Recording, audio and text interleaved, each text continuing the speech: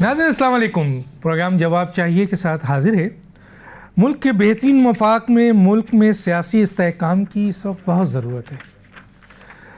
सियासी इस्तेहकाम के लिए हुकूमत और अपोजिशन को मिलकर काम करना चाहिए और मुल्क में इंसाफ व कानून की बालादस्ती बहुत ज़रूरी है। पाकिस्तान को आइन के मुताबिक चलाना वक्त की अहम ज़रूरत है। आम शहरी हो या कोई मुल्ज़िम या सज़ा याफ्ता, सबका बुनियादी हक़ है और आइन और क़ानून में यह हक़ मौजूद है और वो हक़ के तहत उसको वो हकूक़ मिलने चाहिए। नवाज़ शरीफ साहब, आसिफ अली ज़रदारी साहब और बानी PTI इमरान ख़ान साहब के हवाले से जो तिब्बी सहूलत है उसके ऊपर बहुत सारी आरा मौजूद है। आजकल जो पाकिस्तान के अंदर एक बहुत ही अहम इशू है और वो है बानी PTI इमरान ख़ान साहब की सेहत के लिहाज से कि उनको तिब्बी सहूलत दी जा रही है या नहीं दी जा रही है। इमरान ख़ान साहब के अलावा आसिफ अली ज़रदारी साहब को दी गई या नहीं दी गई, नवाज़ शरीफ साहब को दी गई नहीं दी गई, क्योंकि ये इशू सियासी अदम इस्तेहकाम में इजाफ़ा कर रहा है। तो इस पे ज़रा सा थोड़ी सी माजी की तफसील मैं सामने रख कर अपने मेहमानों की तरफ जाऊंगा। आइए आपको ज़रा सा डिटेल दे देता हूं और ये सारा टेम्पलेट में मौजूद है, लिंक्स मौजूद हैं, जिस अखबार में आया है वो सब मैं आपको दिखाऊंगा। जो बात मैं यहाँ कहने नवाज़ शरीफ साहब 15 फरवरी 2019 कोट लखपत जेल से जिना हॉस्पिटल लाहौर मुंतकिल किया गया। प्राइवेट मॉलिज की इजाज़त पर VIP कमरा तैयार था। मार्च 2019 सुप्रीम कोर्ट ने अल अज़ीज़िया केस में 6 हफ्तों की महदूद ज़मानत दी। मुकामी इलाज के लिए बैरून मुल्क जाने पर पाबंदी थी। 28 मार्च 2019 शरीफ मेडिकल सिटी हॉस्पिटल मुंतकिल तिब्बी मुआयने के लिए। अक्टूबर 2019 सर्विसेज हॉस्पिटल लाहौर मुंतकिल, प्लेटलेट काउंट कम और ITP तशख़ीस, माइल्ड हार्ट अटैक भी हुआ। 25 अक्टूबर 2019 लाहौर हाई कोर्ट ने चौधरी शुगर मिल्स केस में तिब्बी ज़मानत भी दी। 29 अक्टूबर 2019 इस्लामाबाद हाई कोर्ट ने अल अज़ीज़िया केस में 8 हफ्तों की सज़ा मुअत्तली और ज़मानत भी दी। 23 अक्टूबर 2019 मरियम नवाज़ VIP रूम में मुलाकात की इजाज़त सर्विसेज हॉस्पिटल में दी गई। 5 नवंबर 2019 सर्विसेज हॉस्पिटल से डिस्चार्ज शरीफ मेडिकल सिटी मुंतकिल होना था, लेकिन नवाज़ शरीफ की दरख्वास्त पर मरियम नवाज़ से मुलाकात के लिए एक रात और अस्पताल में गुजारा। डिस्चार्ज स्लिप रिजेक्ट की गई। नवंबर 2019 तिब्बी बोर्ड की सिफारिश पर 16 नवंबर 2019 को लाहौर हाई कोर्ट ने 4 हफ्तों काबिल तौसी के लिए बैरून मुल्क इलाज की इजाज़त दी। 19 नवंबर 2019 एयर एम्बुलेंस से लंदन रवाना हुए। नवाज शरीफ को मुकम्मल तौर पर तिब्बी रिलीफ, ज़मानत, मुंतखब अस्पताल जैसे शरीफ मेडिकल सिटी, डॉक्टरों तक रसाई और बैरून मुल्क इजाज़त भी मिली। आसिफ अली ज़रदारी साहब 10 जून 2019 नैब ने जाली अकाउंट्स करप्शन केस में गिरफ्तार किया। अक्टूबर 2019 अडियाला जेल से PIMS Pakistan institute of medical sciences मुंतकिल हुए। कार्डियक इशू, डायबिटीज़ इशू पे उनको वहाँ भेजा गया। 3 दिसंबर 2019 ज़मानत की दरख्वास्त। 11 दिसंबर 2019 इस्लामाबाद हाई कोर्ट ने तिब्बी बुनियादों पर ज़मानत दी। 1 करोड़ रुपए का मचलका कहा गया कि जमा करें। उसके बाद कराची के निजी अस्पताल जैसे ज़ियाउद्दीन में मुंतकिल किया गया। अक्टूबर 2020 कम शुगर की वजह से दोबारा निजी अस्पताल में उनको दाखिल किया गया। 15 जनवरी 2022 एहतसाब अदालत ने न्यूयॉर्क प्रॉपर्टी केस में तिब्बी बुनियादों पर मुस्तकिल ज़मानत मंजूर की। आसिफ अली ज़रदारी को तिब्बी बुनियादों पर ज़मानत और अस्पताल की मुंतकिली की मुकम्मल इजाज़त मिली। बैरून मुल्क कोई ख़ास मंजूरी नहीं दी गई। इमरान ख़ान 24 जनवरी 2026 Pakistan institute of medical science में तिब्बी अमल तस्दीक बाद में हुई। फरवरी 2026 दाएं आँख में सेंट्रल रेटिना वेन ओकोलोजन से शदीद विजन, कोर्ट रिपोर्ट्स लॉस में तकरीबन 15% बचाव, 85% नुकसान का दावा। 12 फरवरी 2026 सुप्रीम कोर्ट को विजन लॉस की इत्तला दी गई। 13 फरवरी PTI 2026 प्रेस कॉन्फ्रेंस, एहतजाज, धरने शुरू। 14 फरवरी 2026 हुकूमत ने अस्पताल मुंतकली और मेडिकल बोर्ड का ऐलान किया। तारिक फजल चौधरी। 15 फरवरी 2026 जेल में 5 डॉक्टरों की टीम ने चेकअप किया। PTI ने इस रिपोर्ट को मुस्तरद किया और फैमिली की मौजूदगी में मुतालबा किया। 16 फरवरी 2026 मेडिकल बोर्ड रिपोर्ट, दाएं आंख की 6/36 विजन से 9/6 तक बेहतर, ऐनक से बेहतर हो गई। बाएं आंख 6/6, अस्पताल मुंतकली की सिफारिश नहीं। 17 फरवरी 2026 अलीमा खान और फैमिली ने बेहतरी के दावे मुस्तरद कर दिए। हालिया सूरत हाल ये है कि 20 फरवरी 2026 तक हुकूमत ने Pakistan institute of medical sciences या शिफा इंटरनेशनल मुंतकली का फैसला किया के लिए 21 या 26 फरवरी के दरमियान मुमकिन शिफ्ट, लेकिन अभी तक ऐसा नहीं हुआ। PTI का इल्ज़ाम है कि खुफिया मुंतकली हो रही है। फैमिली ज़ाती डॉक्टरों को एतमाद में नहीं लिया जा रहा है। दरख्वास्त कोर्ट्स में ज़ेर समात है। मुकम्मल बेल, बैरून मुल्क इलाज या ज़ाती डॉक्टरों की निगरानी नहीं चाहिए। सिर्फ जेल / हुकूमती अस्पताल में मुआयना और मुमकिन मुंतकली जारी है। और इमरान खान को तिब्बी रिलीफ के लिए बेल या एब्रॉड की अभी कोई इजाज़त नहीं मिली, ना कोई हॉस्पिटल मुकम्मल तौर पर शिफ्ट किया गया है, हालांकि हुकूमती दावा सामने आ रहा है। ये है कुछ चीज़ें जो मैंने आपको माजी और आल के लिहाज से रेफरेंसेस के साथ, लिंक्स के साथ आपने देखा होगा स्क्रीन पे मौजूद है। मेरे साथ जो मेहमान हैं उनका तारुफ कराते हैं और मालूम करते हैं कि इस इशू को किस तरह रिजॉल्व किया जाए, ताकि मुल्क जो इस वक्त बहुत मेजर चैलेंजेस का मुकाबला कर रहा है, ख़ास तौर पे जो इस वक्त सियासी अदम इस्तेहकाम है, उससे किस तरीके से निपटा जाए, अपोजिशन और हुकूमत दोनों को। तो मेरे साथ शामिल है इस वक्त सेनेटर हुमायूं मेमन साहब, रहनुमा PTI। आपका बहुत शुक्रिया सर, आपने हमें ज्वाइन किया। मेरे साथ है राना एहसान अफजल साहब, कोऑर्डिनेटर हैं वज़ीर आज़म के, रहनुमा है मुस्लिम लीग नून के, आपका भी बहुत शुक्रिया, आपने हमें ज्वाइन किया। सेनेटर मौला बख्श चांडियो, साबिक वफाकी वज़ीर, सीनियर रहनुमा पाकिस्तान पीपल्स पार्टी, आपका भी बहुत शुक्रिया, आपने ज्वाइन किया। Doctor Safdar Ali Abbasi, secretary general GDA, आपका भी बहुत शुक्रिया। मैं सबसे पहले सेनेटर हुमायूं मेमन साहब की तरफ आता हूं कि हुमायूं मेमन साहब कैसे देखते हैं, नवाज शरीफ साहब के भी आपके सामने हैं, उनको भी जेल हुई, उसके बाद उनको रिलीफ मिली, जो रिलीफ है वो आपके सामने भी है, चंद बातें मैं सामने लाया हूँ, आसिफ अली जरदारी साहब के लिए भी है और इमरान खान साहब के लिए भी जो कोशिश भी हुई है, कैसे देखते हैं इन तमाम चीज़ों को? बिस्मिल्लाहिर्रहमानिर्रहीम, या का नाबुदो वो ये करना सही। देखिए जिस तरीके से आपने बताया, डेट वाइज बताया, उसमें बास चीज़ें जब आप किसी मर्ज का ये देखते हैं कि वो हुआ कैसे है। अब ये जो CRVO आपने बताया हुआ है, ये बेसिकली इसकी जो बेसिक फंडामेंटल प्रिंसिपल है कि आपको इसको जितनी जल्दी पकड़ लो उतना बेहतर है, क्योंकि ये प्रोग्रेसिव डिजीज़ है और इसके अंदर एक बहुत बड़ा चांस है कि ये रिवर्सिबल नहीं होता। अगर आप इसको वक्त पे पकड़ लो तो फिर ये ठीक होता है, अगर आप वक्त पे नहीं पकड़ते तो फिर इसके लिए प्रॉब्लम हो सकता है और ये ब्लाइंडनेस तक जा सकती है। इमरान खान को 3 महीने तक इमरान खान, नवंबर, दिसंबर, जनवरी तक इमरान खान कहता रहा है कि मेरी आंख के अंदर विजन कम है, राइट आंख के अंदर, और उसको सब इग्नोर करते रहे हैं। आई डोंट नो कि वो डिलिबरेट था या जो भी था, but it was a crime, it was a criminal negligence on behalf of the government of Pakistan and government of Punjab. अब उसके बाद जब उन्होंने कहा कि मुझे बिल्कुल नजर नहीं आ रहा, और ये याद रखें यही बात उन्होंने बैरिस्टर सलमान सफदर को सामने बिठा के अपनी लेफ्ट आंख पे हाथ रख के कहा कि मुझे इस दाहिनी आंख से तुम्हारा चेहरा नजर नहीं आ रहा, सिर्फ रोशनी की हद तक एक महसूस हो रही है। This is the last stage, this is just before you lose your vision completely. और इसी वजह से उसको 6/36 का है, मीन्स कि आपकी विजन 85% खत्म हो गया है। उन्होंने इस इमरजेंसी को भांपते हुए आधी रात को ट्रीटमेंट किए, वरना नॉर्मली ये चीजें आधी रात को ट्रीट नहीं होती है। इसका इंजेक्शन आप सुबह जाते हो, इंजेक्शन लगाते हो और वापस आ जाते हो। कोई बहुत ज्यादा एडमिशन, कोई बहुत ज्यादा चीजें जो मेरी अंडरस्टैंडिंग है वो नहीं होती।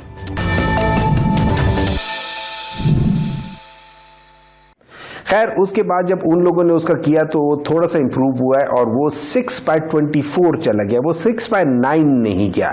6/9 विद ग्लासेस है। अब जहां तक मुझे अंडरस्टैंड करता हूं, राना साहब और चांदियो साहब दोनों ग्लासेस लगाते, बड़े अरसा हो गया इनको मैंने नहीं देखा हुआ, लेकिन मेरे नजर में ये ग्लासेस लगाते। मैं इनको कहता हूं अपनी एक साइड की ऐनक में आप इस तरह की ग्लास लगा दो कि आपका विजन 6/9 हो और दूसरी में आप 6/9 का 6 का विजन लगा लो। आप मुझे कोई काम करके दिखा दो, आप नहीं कर सकोगे।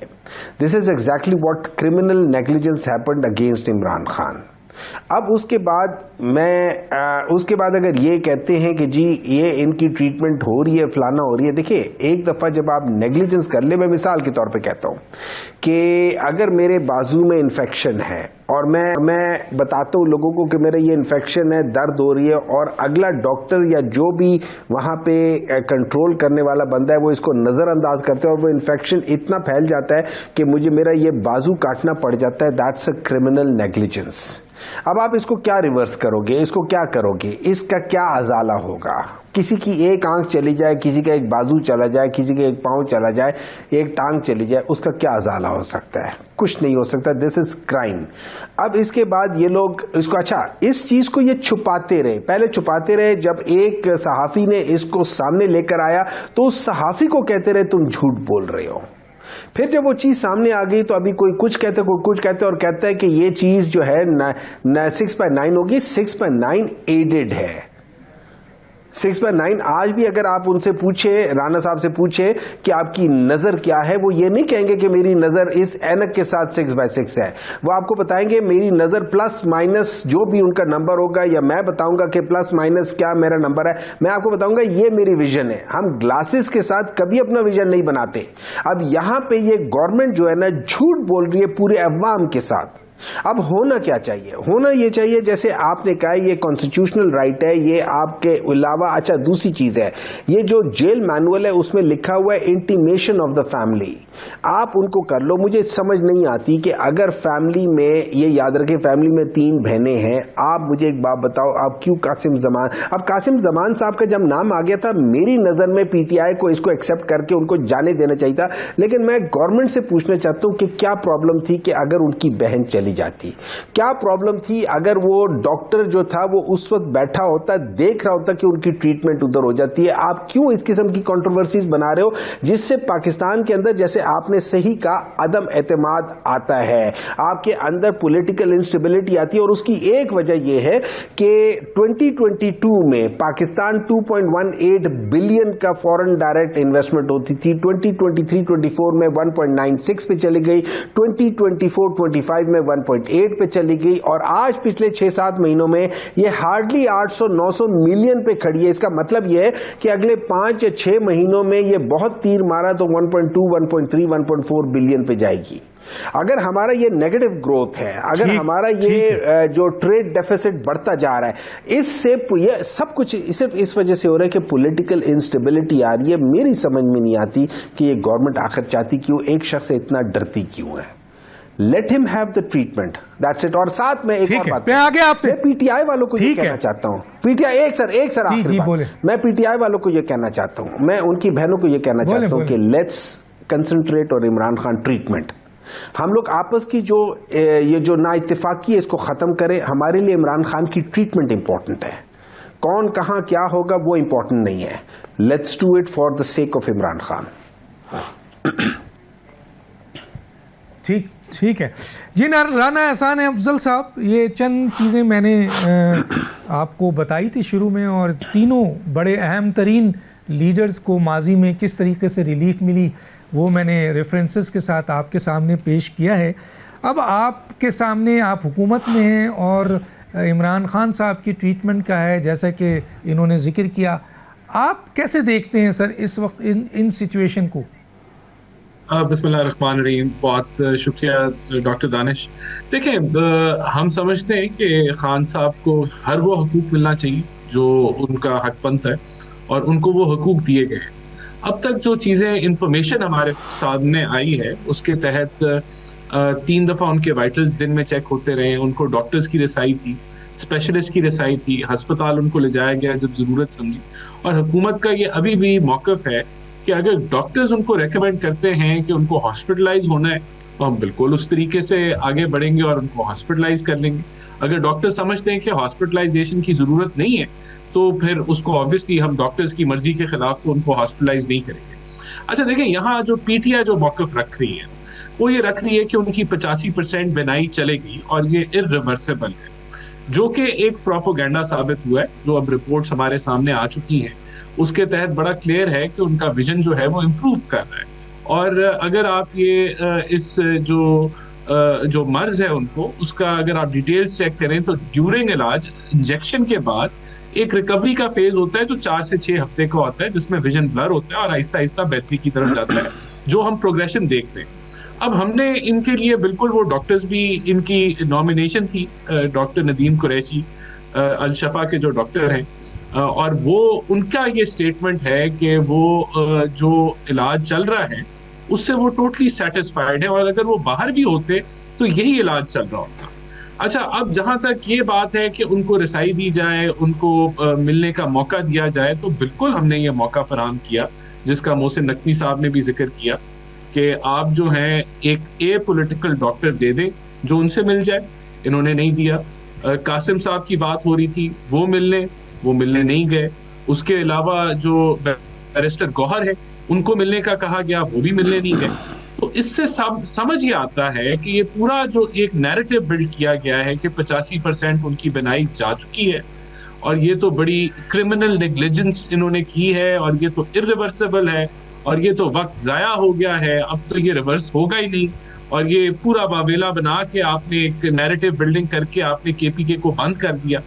और जब मिलने का आपको रसाई का कहा गया तो आपने रिफ्यूज़ किया, क्योंकि अगर आप मिल लेते, अगर कासिम मिल लेता या ए पॉलिटिकल डॉक्टर मिल लेता या बैरिस्टर गौहर मिल लेते तो ये जितनी बातें डॉक्टर हुमायूं ने की हैं वो ना कर सकते और ये नैरेटिव जो है उससे हवा निकल जाती। लेकिन वो वैसे ही निकल गई क्योंकि प्रोग्रेस हो रही है अल्हम्दुलिल्लाह। हम मुतमईन हैं कि बेहतरी की तरफ चीज़ें जा रही हैं और मैं तो समझता हूँ कि अगर खान साहब जिनको 870 लोग मिले थे, जिसमें उनके डॉक्टर्स भी मिलते रहे, उनकी फैमिली भी मिलती रही, उनके लॉयर्स भी मिलते रहे, वो रुका इसलिए सिलसिला क्योंकि वो हर मुलाकात से एक पोलराइजेशन, नफरत की सियासत का मैसेज देते थे, जिसकी वजह से कभी केपी का जो चीफ मिनिस्टर था कुछ करता था रियासत के बयानी के खिलाफ, कभी कोई ड्रामेबाजी होती थी, कभी आप फतवे लगाते थे, तो वो भी प्रिजन रूल्स की वायलेशन थी जिसके तहत ये रसाई बंद हुई। मूविंग फॉरवर्ड अगर कोई ऐसा मैकेनिज्म आ जाता है कि जिसके अंदर ये हमें पता हो कि सियासत नहीं की जाएगी, एक जेल में बैठा कैदी सियासत नहीं कर सकता, उसको इजाजत नहीं है कि वो मुल्क की सियासी मंजर आम के ऊपर जो है वो कभी कोई किसी किस्म की आई एम सॉरी कभी कुछ डाल दे, तो वो ये दिस इज नॉट अलाउड। तो वो अब ये ऐसा कोई मैकेनिज्म बन जाए तो बिल्कुल उनकी रिसाई दोबारा अपनी फैमिली के साथ या बाकी लोगों के साथ वो हो सकती है। तो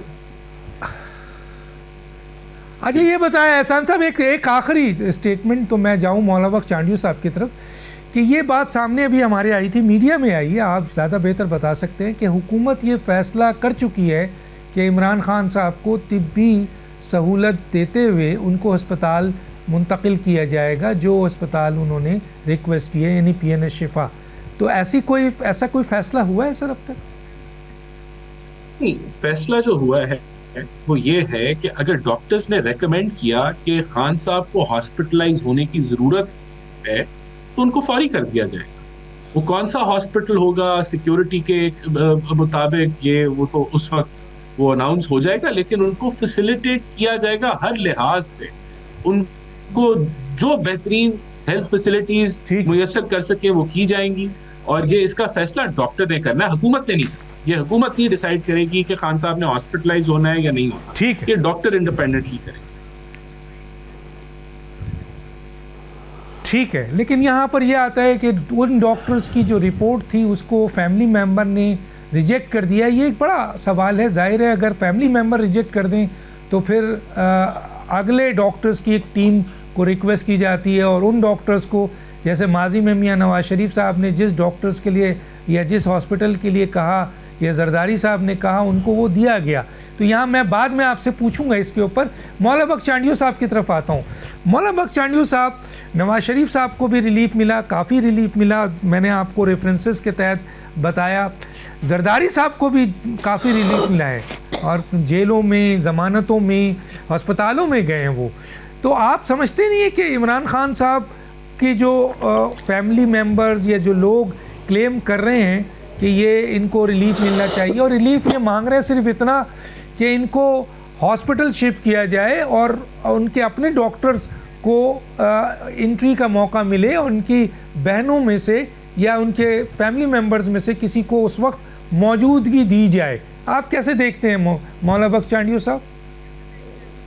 मैं जहाँ तक खान साहब को तबी सहूलियात देने का सवाल है या वो कहें जेल में रहते हुए भी, मैं उनकी तो हिमायत करता हूँ। अगर वो ठीक नहीं, अगर क्या वो ठीक नहीं है, तमाम डॉक्टरों ने कहा है, परसेंटेज पर अपना इख्तलाफ है, लेकिन वो कहते हैं ठीक नहीं, उनकी आँख की बीनाई ज़रा कमज़ोर हो गई है। तो मेरा ख्याल है डॉक्टरों तक रसाई देना कोई ख़राब बात नहीं है, हक़ है उनका।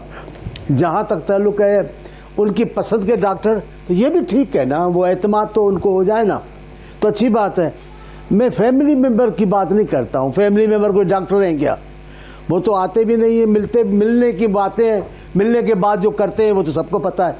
तो मैं जहाँ तक उनके इलाज का मामला है उसका तो हामी हूँ कि उनका बुनियादी हक़ है। पाकिस्तान के बहुत बड़े सियासी रहनुमा हैं, सियासी शख्सियत हैं, उनको मिलना चाहिए। आप भले मिसाल दें जरदारी साहब की, मियाँ साहब की। मियाँ साहब को तो मैं आम कैदी समझता ही नहीं था, वो तब भी लाडले थे। हमारे कायद जैसी जेल न मियाँ साहब ने देखी है न खान साहब ने देखी है। खान साहब को भी सुप्रीम कोर्ट में खड़े खड़े होकर चीफ जस्टिस साहबान वेलकम करते रहे, तो लावारिस ये भी नहीं है, लेकिन हालात इस किस्म के हैं। असल में मैं ईमानदार ना आपको डॉक्टर साहब बताता हूँ, इन्होंने जो बयानिया बनाया है ना, वो समझ से बालातर है।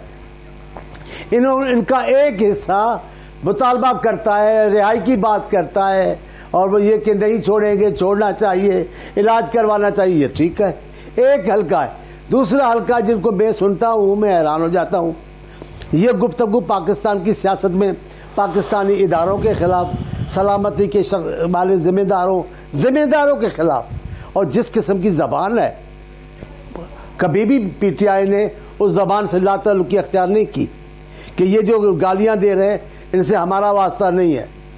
आप दो रास्तों पे चल रहे हैं, एक भी रास्ता नहीं मिलेगा। दो किश्तियों में सवार होने का नतीजा आप जानते हैं क्या होगा। आपने दो बयानिए बनाए हुए हैं, हम आपकी तंदुरुस्ती की बात से करते हैं, हम आपकी सलामती और खैरियत के ख्वाहां हैं, ये बात दुरुस्त है, लेकिन जो आपका दूसरा हल्का है जो बोल रहा है, मैं सुन रहा हूँ टीवी पर, हैरान हूँ। इस किस्म की बातें वो तो खान साहब खुद भी करते रहे, जो जरदारी साहब की हमशीरा के लिए, मियाँ साहब की साहबजादी के लिए और ख़वातीन सियासतदानों के लिए जो करते रहे, वो तो अफसोसनाक बात है, हमें आज भी याद है, लेकिन हम बदले के कायल नहीं हैं। अब उनकी अगर बीनाई की बात है तो मैं कहूँ वो इंतकामन हम दुरुस्त कर, नहीं, वो गलत है, उनको सहूलत मिलनी चाहिए। लेकिन मेरा अपना ख्याल है डॉक्टर, ईमानदारी की बात, इन्होंने जो रास्ता अख्तियार किया है, ये नहीं चाहते कि मामला ठीक हो। खान साहब जब भी चाहते पाकिस्तान के हालात ठीक हो सकते हैं। पाकिस्तान की मैशत के लिए सियासी इस्तेहकाम ज़रूरी है, सियासी इस्तेहकाम के लिए खान साहब का सियासी होना ज़रूरी है। खान साहब ने पाकिस्तान से अफरा तफरी ख़त्म करने के लिए, मैशत को बेहतर बनाने के लिए, सियासी निज़ाम को ठीक होने के लिए खान साहब की कोई खिदमत नहीं है, न मौक़िफ़ है। बाकी उनकी इंसानियत की बुनियाद पर उनको सहूलियत मिलनी चाहिए, हम उसके मुखालिफ नहीं है। आप मिसालें दें ना दें, हम वैसे ही कहते हैं, इनको मिलनी चाहिए। लेकिन ये भी तो अपने आप को ठीक करें, अपने आप में जो उनके जो दुम छले, जो जबान इस्तेमाल कर रहे हैं अफवाज के, पाकिस्तान के कमांडो के लिए, जज साहबान के लिए, दूसरे सियासी पार्टियों के लिए, वो भी तो ठीक करें ना। ठीक है, बहुत सही बात की है जनाब। डॉक्टर सफदर अब्बासी साहब, आप बहुत करीब से चीज़ों को देखा है, चंद हिस्ट्री मैंने बयान किया, हालांकि मेरे पास बहुत वीडियोज़ हैं, मैं चाहूँ तो दिखा दूँ, लेकिन इतना टाइम नहीं है। तो क्या आप समझते हैं सर कि नवाज शरीफ साहब को भी ज़मानत मिली, मेडिकल सहूलत मिली, मुल्क से बाहर भी गए, आसिफ अली जरदारी साहब को पसंद का हॉस्पिटल मिला, ज़मानत मिली और डॉक्टर्स मिले।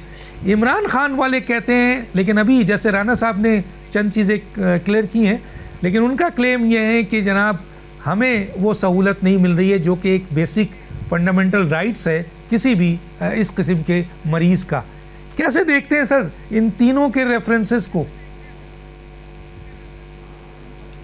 डॉक्टर, मैं समझता हूँ बुनियादी तौर पर एतमाद का फुकदान है। मेरी नज़र में पीटीआई या खान साहब की फैमिली ये समझती है कि जब ये मामला शुरू हुआ, अगर आपको जो मैं फॉलो करता रहा हूँ, मैं ज़ाहिर है ये सिर्फ प्रेस की हद तक या जो टेलीविज़न चैनल्स हैं या सोशल मीडिया जो मैं फॉलो करता रहा हूँ, उसके अंदर बुनियादी बात ये मैं समझता हूँ कि एक एतमाद का फुकदान है। क्योंकि जब शुरू में ये मामला उठा गालिबन अक्टूबर नवंबर में, तो उस वक्त गालिबन उस वक्त की जेल अथॉरिटीज़ ने या हुकूमत ने या उस वक्त उसको जो है एक प्रॉपर अंदाज में लेना चाहिए था, वो नहीं लिया गया और ग्रेजुअली जो है ना वो एतमाद का फुकदान की वजह से जो है ना वो चीज़ डिटोरेट करती गई और तहाँ के मामला आके जनवरी में आया जब हुकूमत ने शायद गालिबन या जेल अथॉरिटीज़ ने रियलाइज़ किया या जो जेल को रन करते हैं उन्होंने रियलाइज़ किया कि जी ये मामला काफ़ी हद तक ख़राब हो गया है और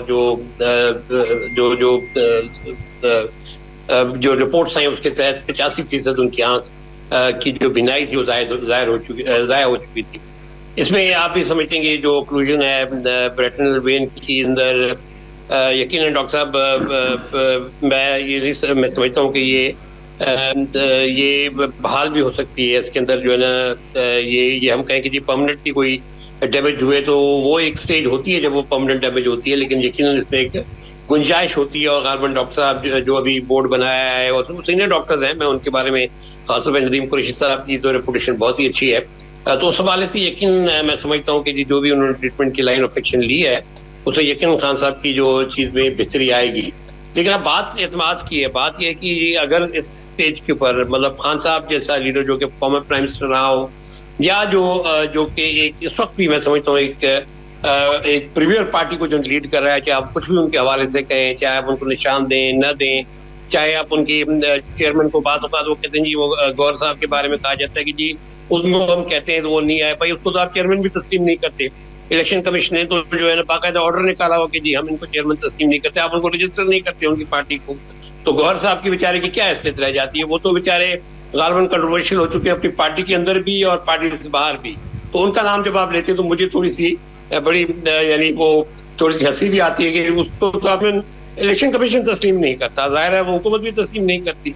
तो मेरी नज़र में बुनियादी बात यह है कि आई थिंक इसमें कोई मुज़ायका नहीं है कि खान साहब के जो अपने डॉक्टर्स हैं जो शौकत खानों में उनको ट्रीट करते रहे, क्योंकि लेकिन इसकी हमें बुनियाद को भी देखना पड़ेगा कि आया ये जो क्लॉटिंग मैकेनिज्म है कहीं उसका प्राइमरी फोकस क्या है कि हो सकता है उनके बाकी जो शरियाने हैं उनके अंदर भी जो है कहीं ना कहीं जो है ये प्रॉब्लम हो और आगे चल के वो अगर वो चीज़ निकल के आती है तो फिर तो आगे चल के उनकी एक लाइफ सेटलिंग एक बात बन जाती है। तो मैं समझता हूँ कि खान साहब को फैसिलिटेट करना पड़ेगा ताकि उनका एक प्रॉपर इलाज हो सके। इसके अंदर कोई दो आरा नहीं है और इसको अगर कंट्रोवर्शियल हम बनाएंगे तो मजीद कंट्रोवर्सी बढ़ती चली जाएगी। वो किसी न किसी स्टेज पे तो चीज़ें फटनी है, आज न फटें कल फटें। हमने तारीख देखी है, हमने अयूब खान का दौर भी देखा, हमने जनाब जनरल ज़िया उल हक का दौर भी देखा, जनरल मुशर्रफ का दौर भी देखा, ये भी चल रहा है। तो एंड तो फिर काफ़ी भयानक होते हैं। तो मैं मेरी नज़र में हम इस वक्त जो है इसको पर्सनलाइज न लें और खान साहब को जो है कम से कम इतनी मिलनी चाहिए कि उनका इलाज प्रॉपर हो सके। और अगर उनको कोई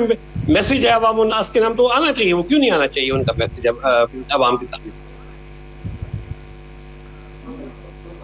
ठीक है, बहुत शुक्रिया नाज़रीन। एक बड़ी ख़बर है और वो ख़बर ज़रूर शेयर करूँगा, चल रही थी, वो ये है कि अमरीकी सदर जो दुनिया का सबसे ताकतवर सदर है उसने टैरिफ जो आपके लगाया था उस पर सुप्रीम कोर्ट जो अमेरिका के सुप्रीम कोर्ट ने वो कलअदम कर दिया और ये कहा कि आपने अपने इख्तियार से ज़्यादा तजाविज़ किया। ज़रा सोचिए आप, ये अमेरिका है और ताकतवर तरीन सदर है, लेकिन वहाँ की अदालत क्या फ़ैसला दे रही है? इंसाफ और क़ानून इसी को कहते हैं कि उसने सदर को कहा कि आप अपने इख्तियार से तजाविज़ कर रहे हैं, चुनांचे ये फ़ैसला कलअदम करार दिया जाता है। एक छोटा सा ब्रेक, फिर वापस आते हैं। वेलकम बैक जी। मैं सेनेटर हुमायूं मेमन साहब की तरफ आता हूँ। यकीनन आपने हुकूमत के नुमाइंदे हैं राना एहसान अफजल साहब, उन्होंने जो कहा है 2-3 बातें। एक तो उन्होंने कहा कि प्रोपेगेंडा है, दूसरा उन्होंने कहा कि अगर डॉक्टर्स कहेंगे तो यकीनन उनको भेज दिया जाएगा, और हुकूमत की ये ज़िम्मेदारी नहीं है, डॉक्टर की ज़िम्मेदारी है। तो आप इसको कैसे देखते हैं सेनेटर साहब? और चारों गेस्ट के पास, क्योंकि पहले हिस्से में ज़्यादा टाइम हमने दे दिया, तो 4-4 मिनट है। जी मेमन साहब क्या कहते हैं? देखिए, सबसे पहले तो इसमें कोई शक नहीं कि डॉक्टर डिसाइड करते हैं कि कहाँ ट्रीटमेंट होगी, क्या होगी। लेकिन आप सिंपल सी बात है, इमरान खान ने जो बैरिस्टर सफदर साहब से जो बात की थी, उन्होंने कहा था मुझे इनसे कुछ एक्सपेक्ट नहीं करता हूँ, मैं ये समझता हूँ कि मुझे सिर्फ वो बेसिक फंडामेंटल चीज़ें मिल जाए जो मेरी ज़िंदगी के लिए ज़रूरी हैं।